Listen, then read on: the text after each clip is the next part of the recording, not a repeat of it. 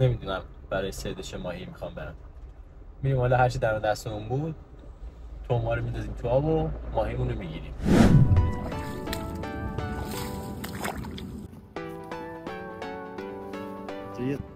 اینجا رو ببین، از این جزر و مد آب که بوده چه خبره اینجا.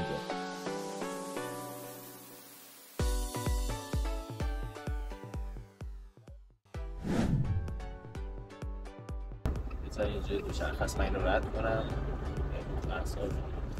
آره، و اینکه میریم ببینیم که چالش‌های امروز چی میتونه برامون باشه. امیدوارم که چالشی نداشته باشیم، بتونیم دو سه دونه ماهی بگیریم و بریم خونه. یه حالی هم کرده باشیم. پس با من همراه باشین تا بریم لبا.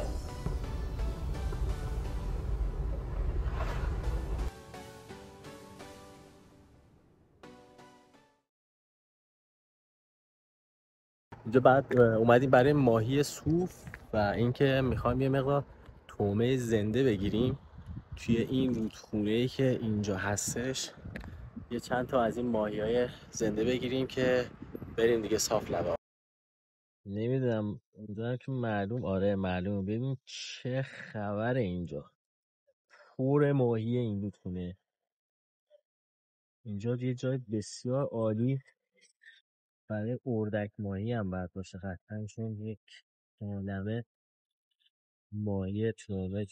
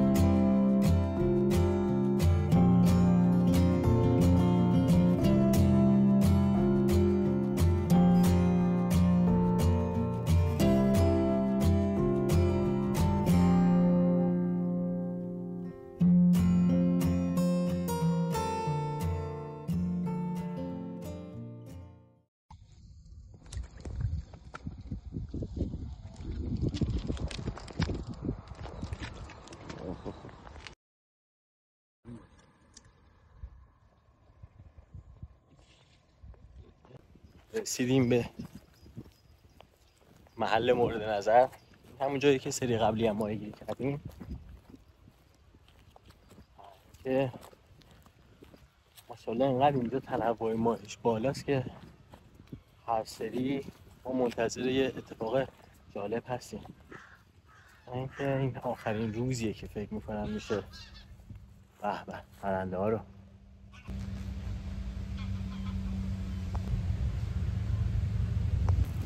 خیلی واقعا این طبیعت اینجا زیباست. اوه یلو لای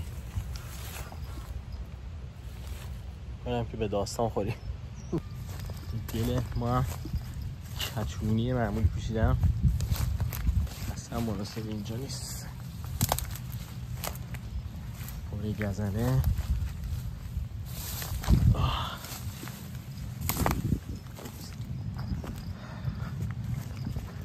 به خیر گذشت.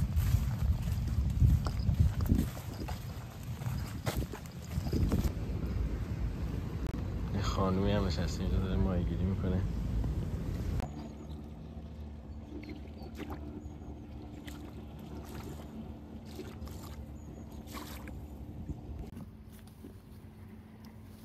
یه سکویی هست، آب داره میاد بالا ولی جای باحالیه. دارم اون سره به جای اینکه اون دور تو ساحل پرتاب کنم همینجا بندازم. اساتید هم دارن اینجاست میندازن این جلوها. اینجا جاش عالیه، چون من توی ساحل اونجا وای میسادم، از اونجا پرت میکردم اینجا. حالا الان اومدم سر خود کار برای مارماهی زدم. این توممه برای که بره توی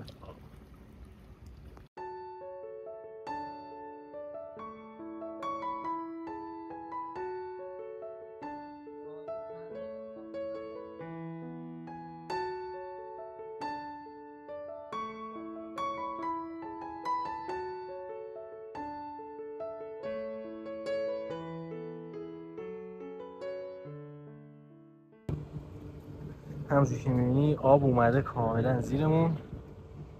اینجا سایلی بود که توش داشتیم ماهی میگرفتیم. الان تا یه نیم ساعت 45 دقیقه دیگه آب همینجوری پیشروی میکنه و میاد بالا. بعد آروم آروم شروع میکنه به سمت پایین رفتن که ما هم شروع کنیم همراه آب آروم آروم بریم پایین. اتفاقا بهتر هم هست یه دم غروبی مارماهی و اینا زیاد میشن، اینکه آبم که رفت سمت پایین و حسابی یه وقت ماهی میگیره.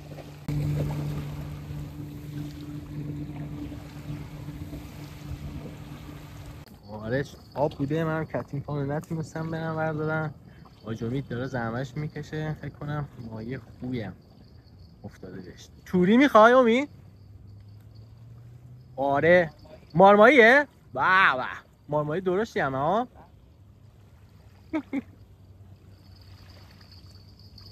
ایوه اصلا ببین تخصص مارمایی دیگه.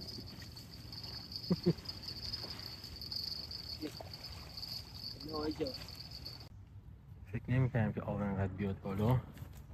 اومده تمام زندگیمون رو به اندازه 1 متر اینجا خوش داریم. نیم در یک. آره نیم در یک. غافلگیرمون کرد. تمام اینجا آب افتاده اطرافم.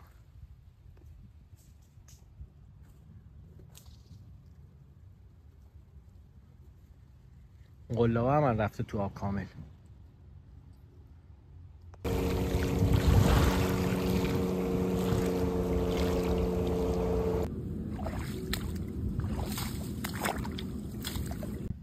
اینجا رو ببین، از این جزر و مد آب که بوده یه ماهی سفید افتاده اینجا. فکر کنم چیزه زرد پریش چیزیه. بس که دفعه قبلی گیر کرده بوده یه خورده چیز شده، اوضاعش خرابه.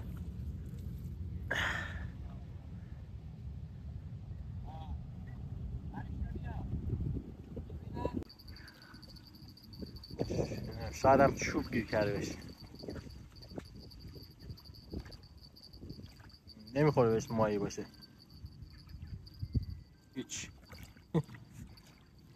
هیچی ماهی بود.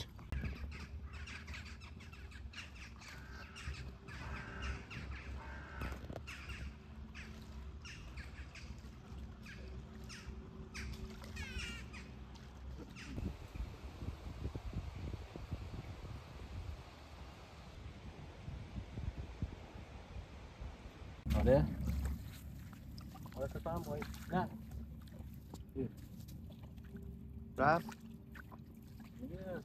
رفته. آره رفته. حیف شد. بوده بیارش بیرون فقط. مارماییه دیگه داره زور میزنه. دارمش.